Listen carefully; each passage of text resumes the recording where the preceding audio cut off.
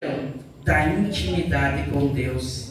A Bíblia nos diz que os olhos são as janelas da alma. E se os olhos forem bons, tudo que há em nós é bom.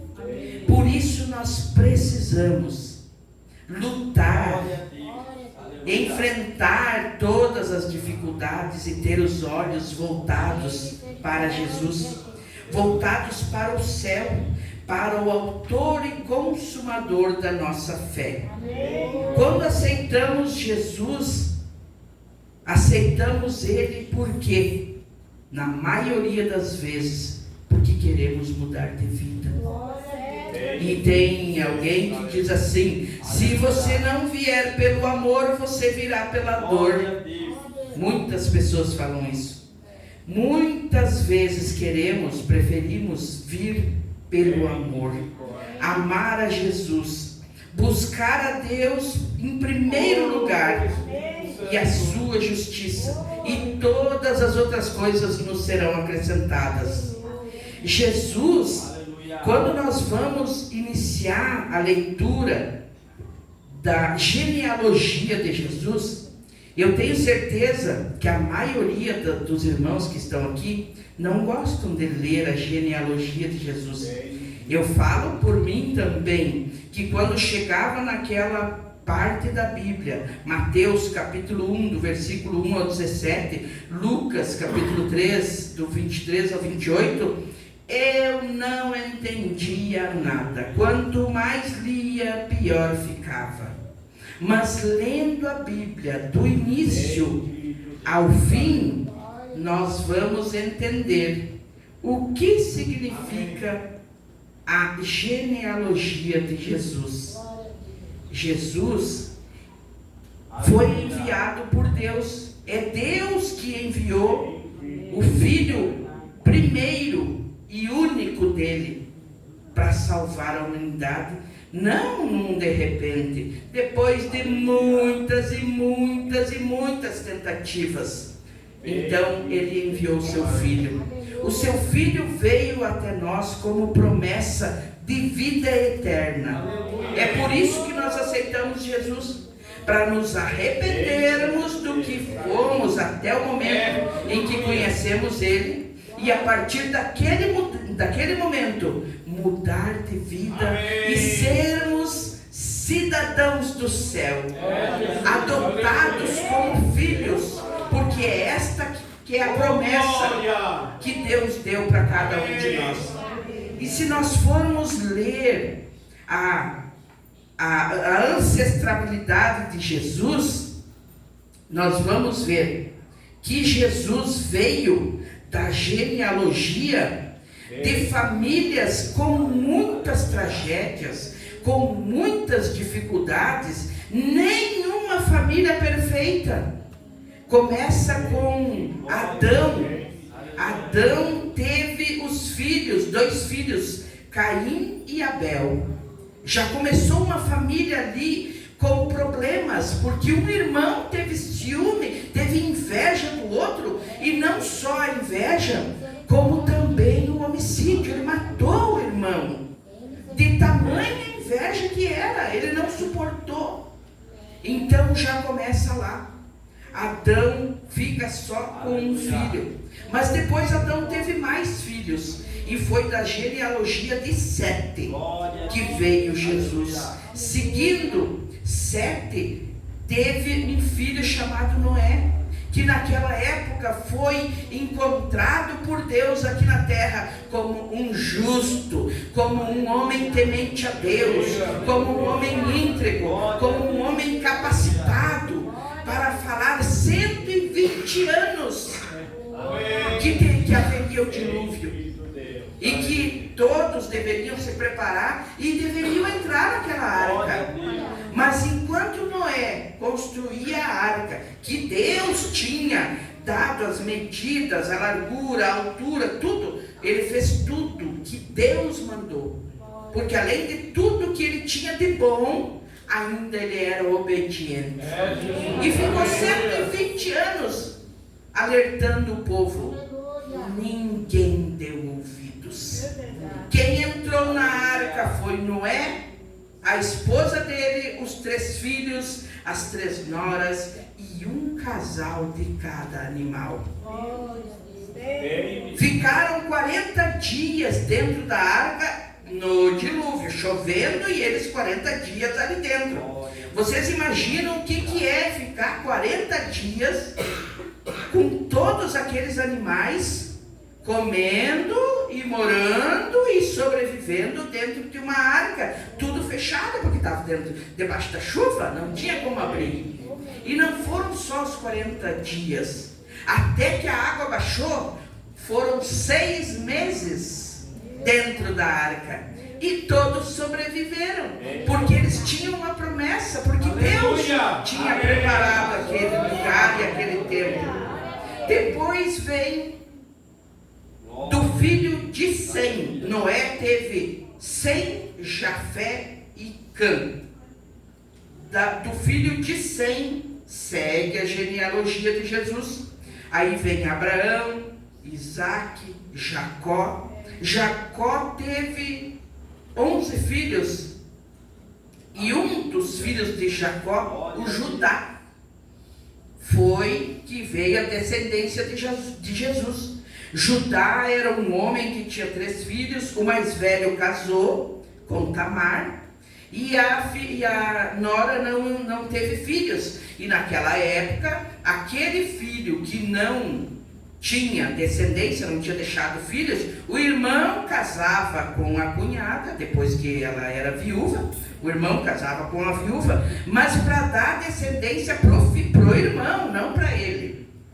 E aquele segundo filho não quis, não aceitou, e morreu também. Aleluia. E aquela nora ficou muito tempo esperando que Judá desse o 3º filho, mas esse 3º filho era muito novo na época, então demorava realmente. Mas mesmo depois que o guri cresceu e tudo, Judá não quis dar descendência a Tamar, e ela ficou morando com o pai dela, né, de luto, porque ela era uma viúva, até que um dia ela soube que Judá ia passar por aquele lugar, e ela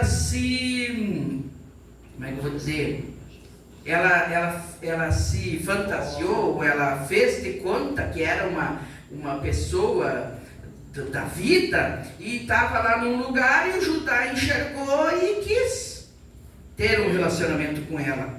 E ela disse: não tem problema, podemos ter um relacionamento, só que tu me dá o teu anel, o teu cajado e o teu lenço. Mas ele, na empolgação, na época, né, aceitou. Quando Judá soube da gravidez de Tamar, na época era mandado matar a mulher que trairia, então, a viúva que traíra o esposo, né? Quando Judá mandou matar, ela apresentou os pertences que ela tinha pedido para provar quem que era o pai da criança.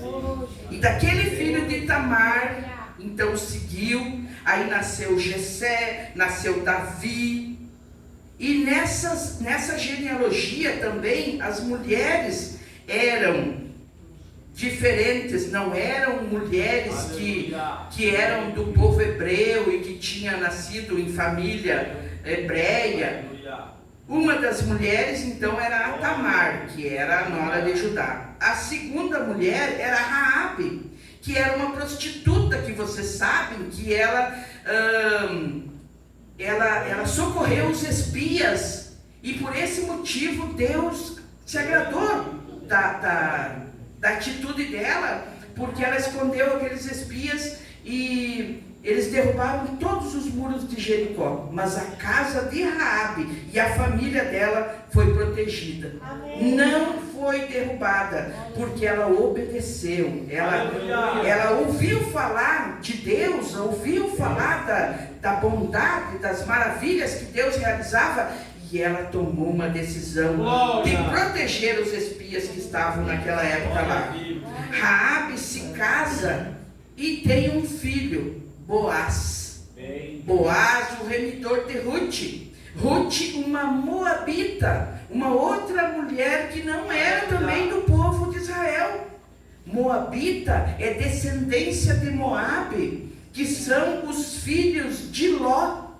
Quando Ló teve os filhos com as filhas, porque Deus tirou Ló, que era primo de Abraão, lá de Sodoma e Gomorra. E a mulher dele se transformou numa estátua de sal. As filhas tiveram a ideia de ter filhos com o pai para não deixar a descendência delas desaparecer. E o primeiro filho de Ló com a filha primogênita foi o nome de Moabe, que são os moabitas até hoje. Uma descendência que também está na genealogia de Jesus. Que os filhos de Noemi saíram de Israel e conheceram a Ruth e a Orfa. A Orfa não quis acompanhar a sogra, mas a Ruth quis. A Ruth disse: não, eu sei que o teu Deus é tão bom que eu vou ir contigo, aonde tu for eu vou contigo. O teu Deus é o meu Deus, a tua família é a minha família, não quero mais nada a partir de hoje. E encontrou Boaz, que foi o remidor dela, e que teve o Obed, e do Obed seguiu a genealogia de Jesus até chegar a José. Amém. E José, o carpinteiro, pai de Jesus. Aleluia. Adotivo, que Jesus é Deus na terra, enviado como filho. Jesus andou aqui na terra, libertando, curando, transformando vidas, mas a partir dos 30 anos, até os 30 anos, ele era o filho do carpinteiro, nascido em Nazaré. E aí que ele encontrou então Filipe, e essa aqui, nessa parte aqui da Bíblia, quando vocês quiserem ler e seguir essa maravilhosa história, é quando Jesus estava buscando os seus discípulos. Ele encontrou então Filipe e disse: segue-me. Como todos os outros, a maioria deles, ele chamou para seguir ele. Então Jesus chama Filipe e Filipe segue. Mas Natanael, quando Filipe falou: eu vou seguir, porque esse é o Jesus de Nazaré, o prometido, o nosso Messias. Ele disse assim: mas pode vir alguma coisa boa lá de Nazaré? Sim, venha e veja. Vem e vê. E lê as Escrituras. E lê, mas lê com vontade de conhecer a história. Aleluia! Que Deus mandou ao mundo o seu Filho. E que Ele veio para que nós tivéssemos o arrependimento e a mudança de vida. Esse arrependimento é um novo começo para a humanidade. Jesus nos salva, mas é de dentro para fora. E ele diz lá em Lucas 5:32, ele diz: eu não vim chamar os justos, mas sim os pecadores ao arrependimento. Amém. Jesus não veio para julgar e não veio para chamar ninguém de pecador, porque Deus deu o livre-arbítrio. Nós não podemos julgar se alguém não quer. Nós podemos pregar o Evangelho. Amém. Falar quão maravilhoso é viver na vida de Jesus. Amém. Eu fui conhecer Jesus aos 42 anos, mesmo sendo católica. Só que eu não entendia que Bíblia tinha Novo e Antigo Testamento. Eu abria a Bíblia, quanto mais lia, menos entendia. A minha avó era analfabeta e lia a Bíblia e entendia e fazia nós entender. E eu pensava: mas como eu tenho... Não que eu era mais que alguém, mas eu tinha estudado, eu tinha magistério e eu lia. E quanto mais lia, menos entendia. Porque a Bíblia, ela se discerne espiritualmente. É pelo Espírito. Jesus viveu entre nós, curou, transformou vidas, foi fiel a todos quantos que quiseram, que buscaram. Lá em Isaías diz assim: se quiserdes, se você quiser e se você obedecer, você vai comer o melhor desta terra. Isso está escrito na Bíblia, lá antes de Jesus nascer. Então, quando eu conheci Jesus, aceitei Ele como Senhor e Salvador da minha vida, foi um divisor de águas. E aí eu pude entender as Escrituras, ler e entender, e ler com o desejo de saber a história, como é que aconteceu. Hoje eu leio a genealogia e amo saber quantas gerações. Foram 14 gerações de Adão até Abraão, 14 gerações de Abraão até o exílio, e mais 14 gerações até o nascimento de Jesus. Amém. Linda, linda história. E mais lindo é nós poder ter o privilégio de amar esse Jesus, de trazer Ele conosco. Aleluia. Quando depois Ele saiu, Ele foi morto, crucificado, Ele passou pela morte de cruz, que na época era uma morte de vergonha. Quem passava por essa morte, Ele passou por isso. Ele foi ao céu, mas Ele disse: eu pedirei ao Pai que envie o Consolador, que é o Espírito Santo. E muitas vezes já ouvimos falar aqui na nossa igreja pregações que dizem: nós somos templo do Espírito Santo. E como nós somos templo do Espírito Santo? Obedientes primeiramente a Deus. Segundo, maduros na sabedoria.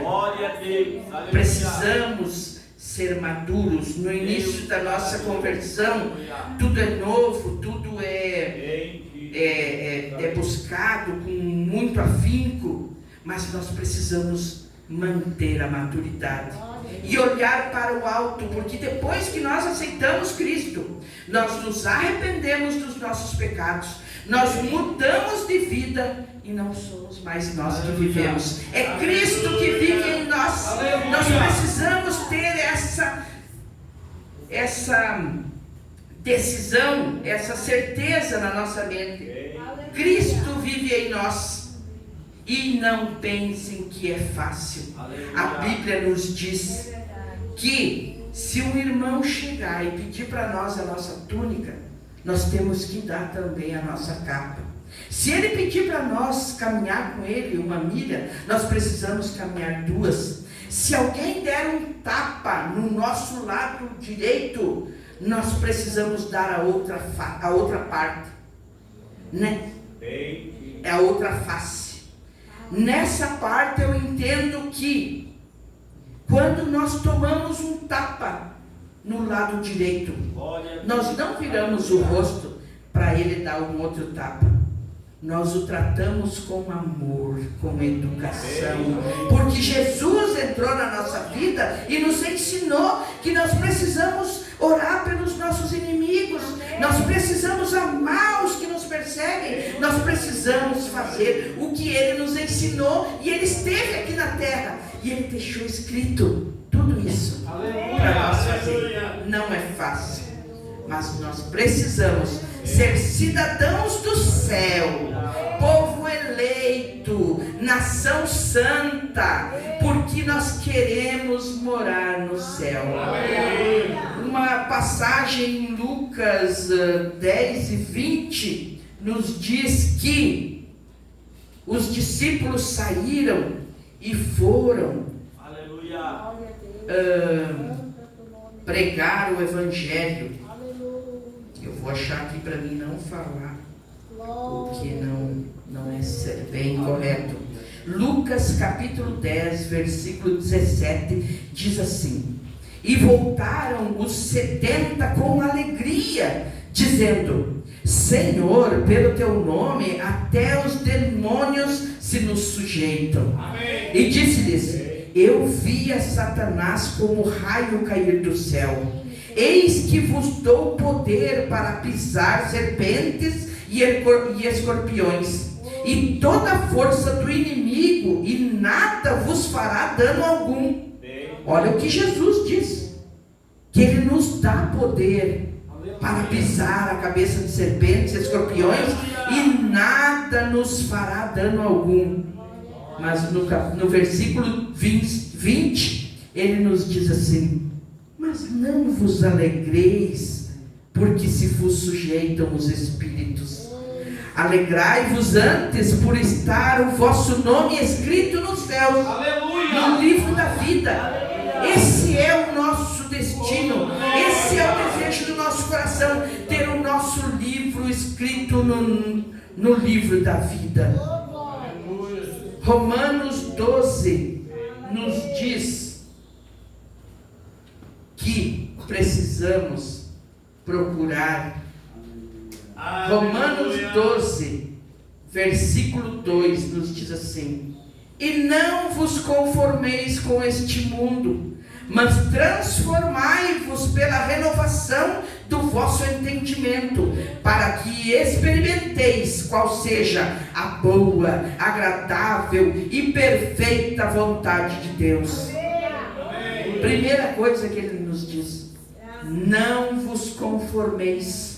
Não se acomodem, não pensem que está difícil, não pensem que o tempo é ruim e que tem tantas coisas, tantas distrações. Não se conformem com esse mundo, transformai a vossa mente, transformai o vosso olhar, o vosso pensamento, encha o seu coração com as coisas que vêm do céu, que vêm do alto, porque quando o coração está cheio de Jesus, é disso que a nossa boca fala. Amém.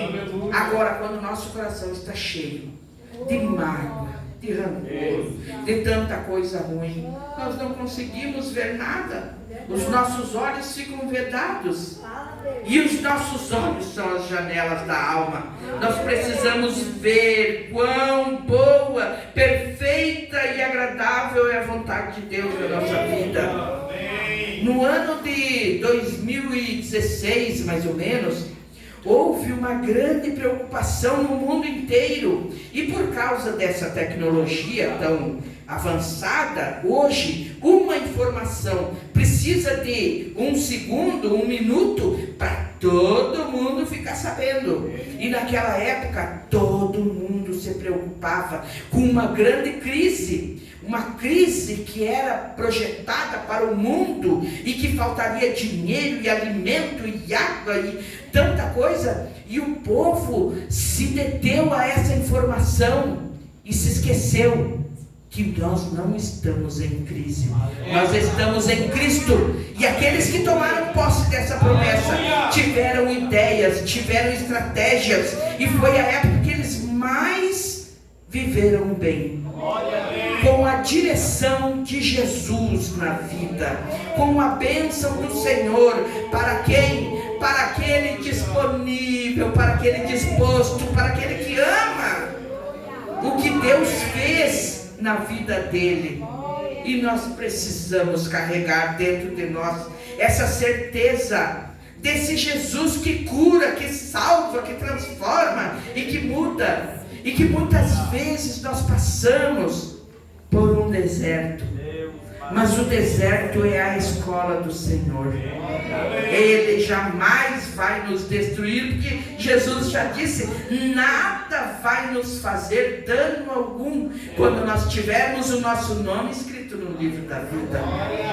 Essa é a certeza que nós temos de um Deus que pode todas as coisas. Glória a Deus. Romanos capítulo 15, versículo 1 e 2 nos diz assim: mas nós que somos fortes, devemos suportar as fraquezas dos fracos e não agradar a nós mesmos. Portanto, cada um de nós agrade ao seu próximo no que é bom para a edificação. possamos ajudar a cada irmão que se sente fraco ou que está com dificuldade. Nós precisamos estar juntos. Aqui em 1 Coríntios, no capítulo 1, o versículo 18 nos diz assim: porque a palavra da cruz é loucura para os que perecem, mas para nós que somos salvos é o poder de Deus. Porque Jesus morreu naquela cruz, naquele tempo que isso seria uma vergonha, foi o que nos deu livre acesso a Ele. E seguindo em 1 Coríntios, no versículo 27, ele nos diz assim: Deus escolheu as coisas loucas deste mundo para confundir as sábias, e Deus escolheu as coisas fracas deste mundo para confundir as fortes, e Deus escolheu as coisas vis deste mundo e as desprezíveis e as que não são, para aniquilar as que são, para que nenhuma carne se glorie perante Ele. Mas vós sois dele, em Jesus Cristo, o qual para nós foi feito por Deus sabedoria, justiça e santificação e redenção, para que, como está escrito, aquele que se glorie, glorie-se no Senhor. O Senhor que veio de todas aquelas famílias cheias de imperfeições e que hoje nos coloca numa igreja cheia de imperfeitos, mas que estão trilhando a mesma direção, que querem chegar no alvo. Nosso alvo é Jesus Cristo. Nosso alvo é morar no céu. Nosso alvo é ter o nosso nome escrito no livro da vida. Em 1 Coríntios capítulo 6, versículo 12 nos diz assim: todas as coisas me são lícitas, mas nem todas as coisas me convêm. Todas as coisas me são lícitas, mas eu não me deixarei dominar por nenhuma. Eu terei a força que Jesus me dá, para que eu não seja dominado por coisas dessa terra, porque nós vivemos aqui, mas somos cidadãos do céu. A nossa vida não é aqui, nosso lugar não é esse aqui, e nós precisamos viver como Jesus nos ensinou.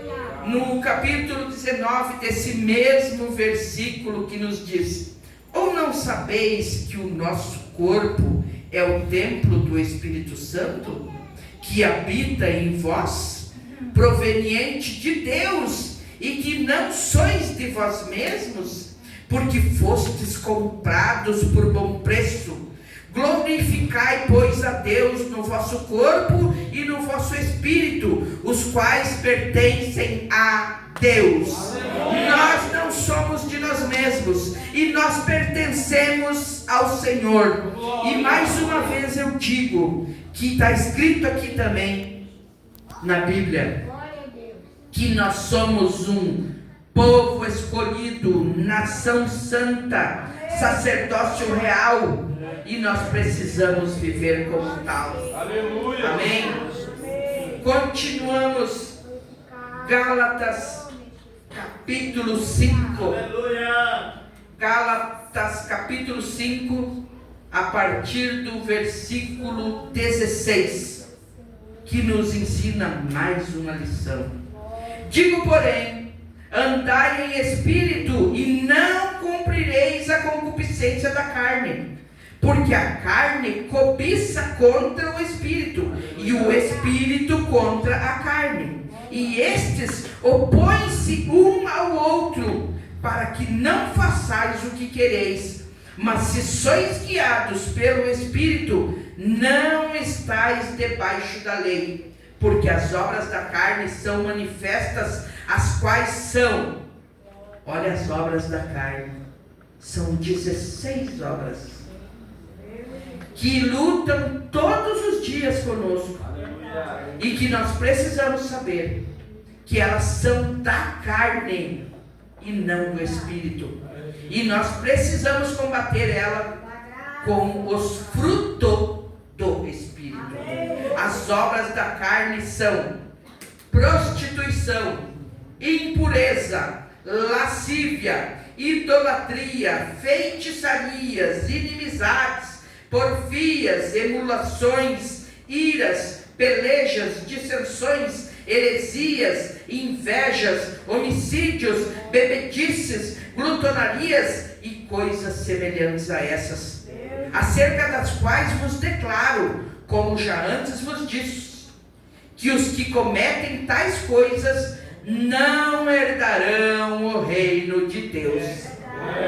Mas o fruto do Espírito é amor, gozo, paz, longanimidade, benignidade, bondade, fé, mansidão, temperança. Contra essas coisas não há lei. E os que são de Cristo crucificaram a carne com as suas paixões e concupiscências. Se vivemos no Espírito, andemos também no Espírito. Não sejamos cobiçosos de vanglórias, irritando-nos uns aos outros, invejando uns aos outros. Precisamos viver o fruto do Espírito.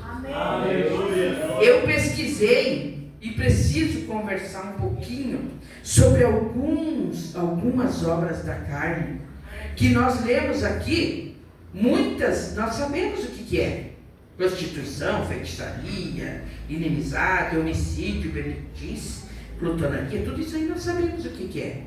Mas vamos pesquisar o que é impureza. Impureza, ela está ligada a rituais. No Antigo Testamento eram rituais e alimentos. Mas no Novo Testamento, Jesus foca na impureza do coração.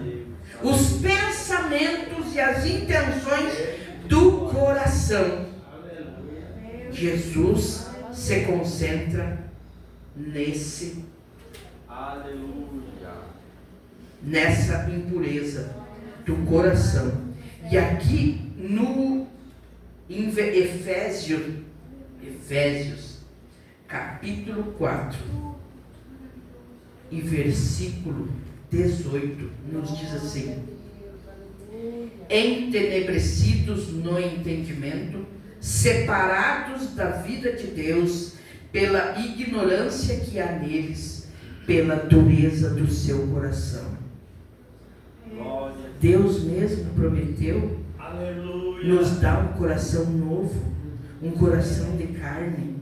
Nós não podemos de maneira nenhuma ter um coração duro, um coração que tenha impureza, um coração que não perdoa, um coração que não ora pelo seu irmão, um coração que vê alguma coisa errada no irmão e que ao invés de orar por ele, estender a mão, ensinar o que Jesus já deixou tudo escrito para nós, fica apontando o dedo.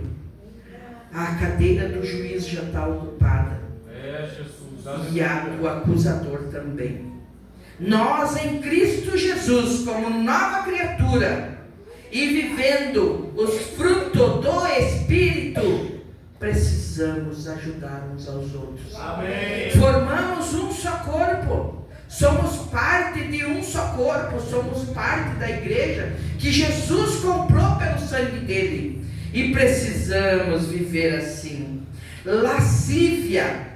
O que é a lascívia? Outra obra da carne. É a sensualidade, a libidinagem, a luxúria. E uma das características de quem tem despudor, que tem modos libertinos, libidinosos, que tem propensão para a sensualidade. Muitas vezes somos repreendidos ou acusados de sermos retrógrados, conservadores. Lascívia é uma obra da carne. E o que está escrito aqui? O que é a sensualidade? Roupa decotada, sensual, curta, né? Está escrito aqui na Bíblia. Quem tem propensão a sensualidade, tem modos libertinos. Quem não tem uma postura, se nós procurarmos uma pessoa que ela é que desenha roupa, uma estilista, jamais você verá uma estilista fazendo um modelo de um vestido, de uma roupa que for de uso diário ou de festa, como for, com decotes, com transparência, isso não é elegante. E aqui nos diz que a lascívia é isso. Então, quando me perguntam, é errado usar tal coisa? É errado fazer alguma coisa? A Bíblia que responde. Aleluia. Procurem o que é o significado de lascívia. Inimizades. Os cristãos são chamados a combater o mal. Nós somos chamados a combater o mal, que é a inimizade com o diabo. Nós devemos amar os inimigos humanos, buscando a paz com todos. Porque quando entra a inimizade, não é de Deus. Deus jamais vai aceitar que os filhos dele, os filhos chamados de povo seu, nação santa, viva em inimizades. Jamais. E ele ensina isso. Porfia, uma palavra que está ali nas obras da carne. O que é porfia? Tem uma palavra lá em Mateus que diz: porfiai por entrar pela porta estreita. Nesse significado de porfiai, é desejai, querer, buscai, e entrar naquela porta estreita e andar naquele caminho que não tem lugar para estacionamento e nem para parar. Precisamos permanecer até o fim, caminhando, andando para o alvo, para o nosso alvo, que é Jesus Cristo. Mas aqui essa porfia nos diz que porfia é contendas, brigas, disputas, teimosia e imposição da própria vontade, divisões, orgulho e rivalidade. Jesus, aleluia. Quão difícil é, meus irmãos, vivermos a vontade de Jesus. Quão difícil é entendermos todas essas coisas. Tem muito mais coisas para mim falar, mas o tempo não nos ajuda. Parece que o relógio está acelerado. Mas com essas palavras, eu quero dizer que nós precisamos estarmos unidos, andando numa mesma direção. Aprender de Jesus todas essas coisas.